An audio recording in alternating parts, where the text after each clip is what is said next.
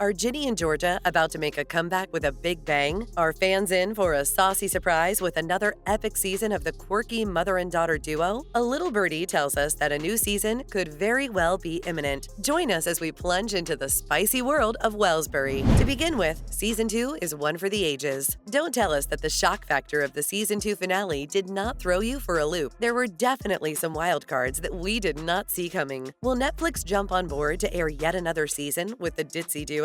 We certainly hope so, as fans have not yet had their fill of the show's signature touch with relationships galore, secret rendezvous away from prying eyes, and deep, dark skeletons buried in the closet. The question of if and when Season 3 will pop out largely depends on how it fares and how long it can bag the top spot and maintain its spot. Did we have a cliffhanger moment with Season 2? Not just one, but several. For hardcore fanatics, there is no way that Season 3 cannot happen on God's good earth. This is a window that is rife and teeming with exciting possibilities and a plot that has more twists and turns than a roller coaster track. It's a wait-and-watch scenario for the show's audience as things evolve and develop, but more on that later. It's time to recap some of the meatiest, juiciest, and most riveting moments of the entire second season, including the knockout, stomach-twisting, fist-clenching, grab the edge of your seat with both hands ending. Grab a piping hot tub of buttery popcorn as things can get slippery. So, jump along for a bumpy ride.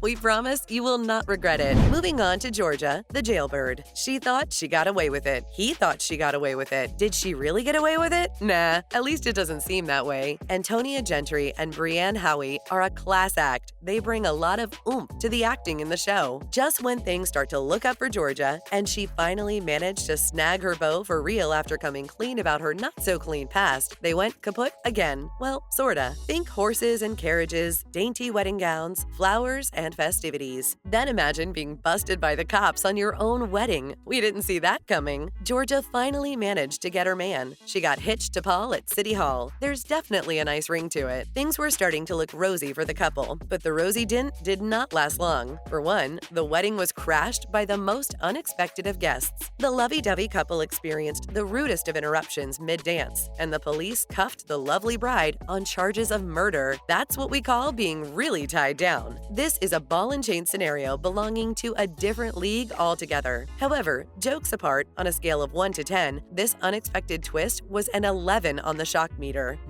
Who could have possibly tipped them off?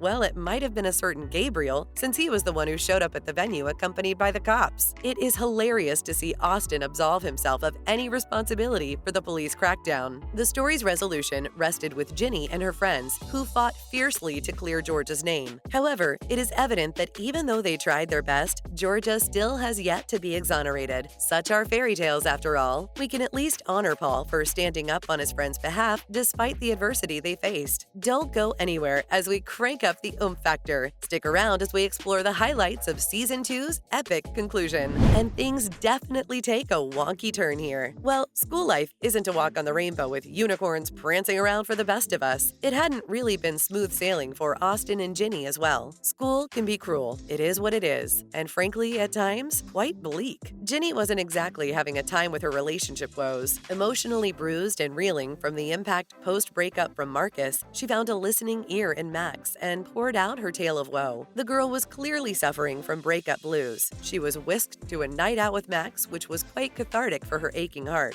George, who was also nursing his bruised ego after being the hapless target of Georgia's rejection, found a convenient way to vent his pent-up wrath by knocking down Georgia's business idea. Yawn. Typical. Navigating the world of friendship has always been challenging, with a labyrinth of landmines and red flags that one needs to be wary of stepping on. Max wasn't prepared to mend fences with Sophie over a cup of coffee. After Sophie came clean about her breakup, Max got real with her and turned down her offer for a reconciliation. Well, things cannot get any bleaker when your mom's manic ex plans to pull up at your school to pick you up. Austin found himself embroiled in a pretty sticky mess. Gil pulled all the stops, from blackmail to threats, to get Georgia to comply with his dodgy demands. That kind of sinister behavior cannot bode well for anyone, nor can it churn out any worthwhile conclusion. We were not very surprised that things did not end up pretty. Austin pulled the trigger on his mom's dicey ex. That is what we call a hard ending. Next, Georgia is a hot mess all over again. It's time to zero in on Georgia and her tumultuous love life. The thing is more twisted than a pretzel. Well, it had to happen. In order to bring things on an even keel, Georgia eventually had to spill the beans. And boy, did it all come tumbling out. In what can be called an unfiltered version, Georgia almost confessed to Paul about all her past sins, including stuff about Gil. She had to exercise some discretion with all that information overload. A visibly upset, what an understatement, Paul stalked out of the house. We thought that might have been the end of Paul, but no, and here's the twist that truly proves that love triumphs all. Paul's next communication with Georgia transpired in the form of a text message the very next morning. One would ascribe ulterior motives to such communication, or at least entertain the idea of being turned over to the cops. Georgia thought as much. Paul was a better man than we gave him credit for. He decided to stick up for his lady love and to stand by her side. Let's fast forward to the scene of all the action, City Hall. Filled with suspense, apprehension, and dread, Georgia made her way to City Hall. The sight of a police officer and lawyer accompanying Paul prompted her to ask the much-dreaded question regarding her fate. Yep, we are inching closer to the big moment. But of course, the course of true love could have run smoother. Gil made yet another appearance and made his intention clear to put up a fight for Austin's custody. That's when Paul jumped into protective mode and uttered the words that left fans in delight and disbelief.